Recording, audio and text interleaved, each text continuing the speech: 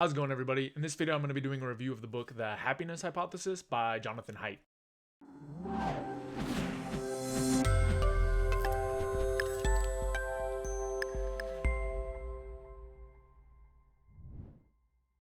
So the happiness hypothesis is best for those who are interested in psychology, happiness, and general, ancient wisdom and kind of the mesh of those things.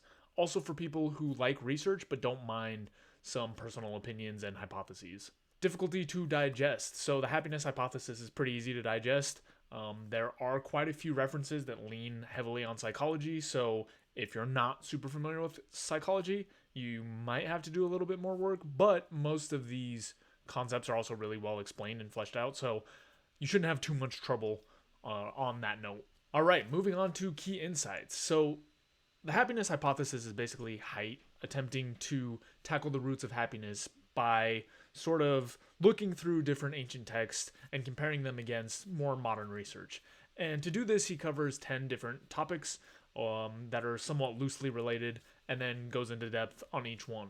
I noticed that some of these are more closely tied to happiness than others, so what I'm going to focus on is mostly the stuff that I think is really relevant to happiness, but there are a few other concepts mixed in there that I won't talk about as much. Another thing to note is usually I do the book reviews right as soon as I'm done reading the book. This one has been a few months. I got backed up a little bit, so it'll be a little bit different than what you're used to, and it'll be me relying more on my memory, so we'll see if that makes it better or worse.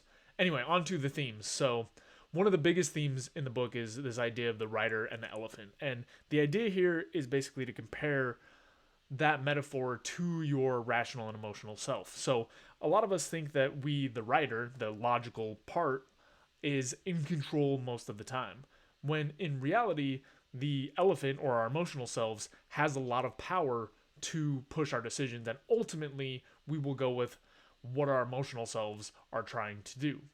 So to sort of expand on this metaphor, you can't really control the elephant by force, which is to say that you can't really overpower your emotions with pure logic. Now, you can do things to sort of nudge and train the elephant, right? You can do things in your rational, logical brain, like meditation or cognitive behavioral therapy, that will help you sort of start to train the elephant, but ultimately it's up to sort of our emotions to dictate our outcomes. And this explains a lot of the times when we do two things that seem opposing, right? Like if we have this diet or we know what we're supposed to eat, but we end up eating something that we don't want to, right? And there are a million different examples.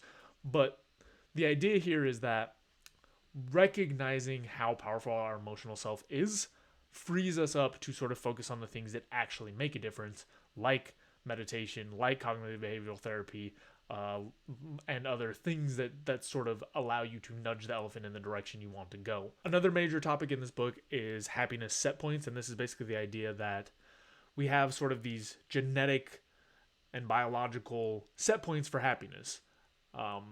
And within those set points, we don't seem to move much from most events. So, for example, if you get a new job, you might be really excited for a month or 3 months or 6 months, but for the most part, people tend to return to their baseline. So, to get past this, there are a couple specific things that you have to do, because if you're just living your life normally and sort of blindly, more often than not, you will return to this happiness set point. Now, sort of trailing into that is another major piece, which is happiness internal or external? And if you think of happiness as sort of this range that has a genetic baseline, then there are things that you can do to sort of push yourself towards the happier end of that spectrum. So going along with that, the question that comes up as you're trying to work through sort of happiness or think about it is whether it's internal or external. So if you think of happiness as a range with sort of a genetic baseline, there are certain things that you can do to push yourself further towards the more optimized side of that range. And one of the questions that naturally feeds into that is whether happiness is determined internally or externally.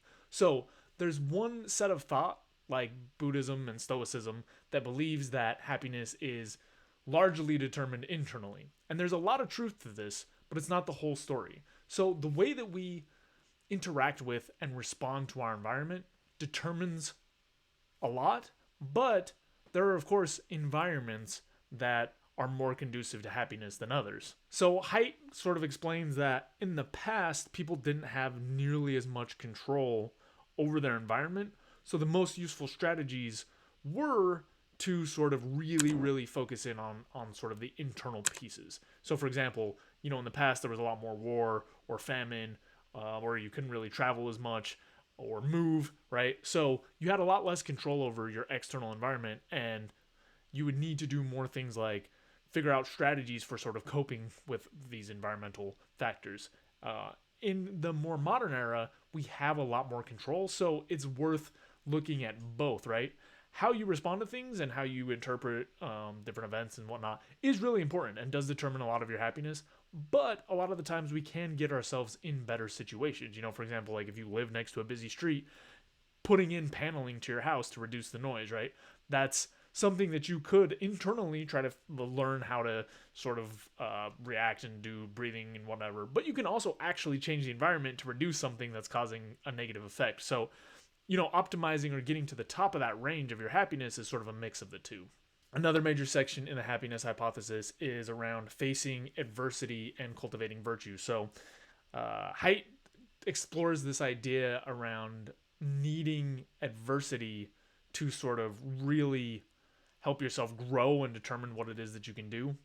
And there's two different versions of the hypothesis, but the stronger one is basically that you have to have some sort of adversity to actually be able to test your limits and learn and grow. And the weaker version is that adversity can help push you to some of these things, but you can still continue to grow and whatnot outside of them. In the same vein, going along with sort of this sense of growth, there is a lot of value in sort of cultivating virtue and character for developing happiness.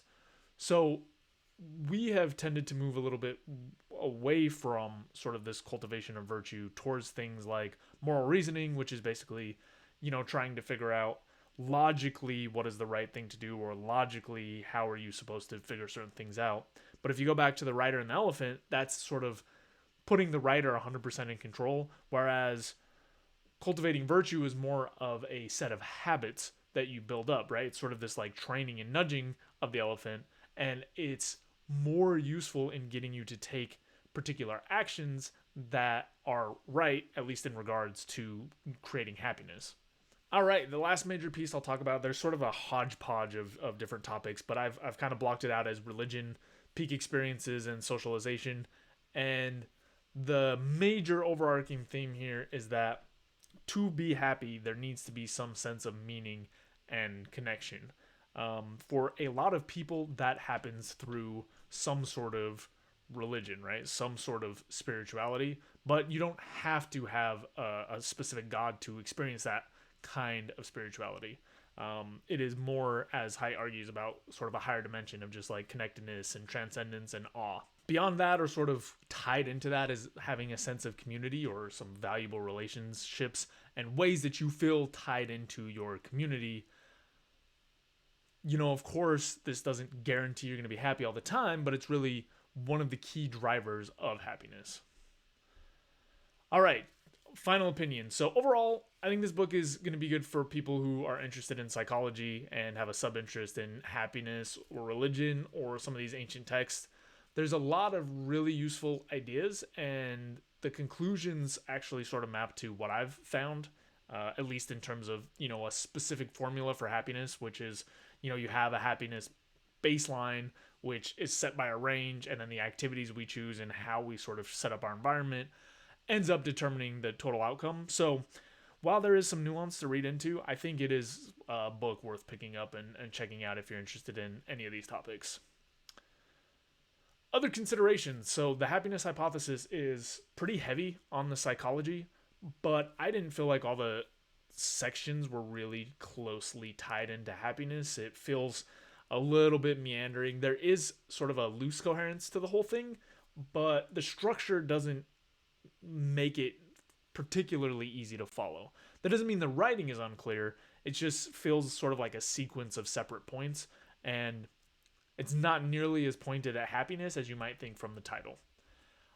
Towards the end of the book, there are some other pieces. Towards the end of the book, there's some arguments about religion and spiritualization and socialization and different pieces that I had a little bit harder time following. I don't know if that's because I'm not as familiar with some of those topics, or if they didn't make as much sense, or they were kind of more conceptually dense, and I wasn't quite able to unpack them as well. But those ideas were still interesting and worth considering. They just weren't as easy to digest as the rest of the book. All right, moving on to applicable content. 1. How are you acting to optimize your happiness internally and externally? 2. How are you cultivating virtue in your own life? 3. How can you be more connected to your community or religion? So that's all I've got for this video. Hopefully that helps give you kind of an understanding of what the happiness hypothesis is all about, or at least a couple of my key takeaways. That's all I've got for this video. So as always, if you have questions, comments, topics you want me to cover, throw them in the box below. I'll get to them as soon as I can, and otherwise I'll see you next time.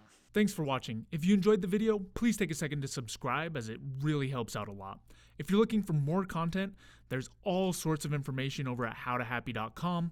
And if you want something a little bit more condensed and concise, I've also written the book Mindscaping, which is essentially a framework for optimizing happiness. So we'll have the link there as well. And that's all I've got. Thanks again. I'll see you next time.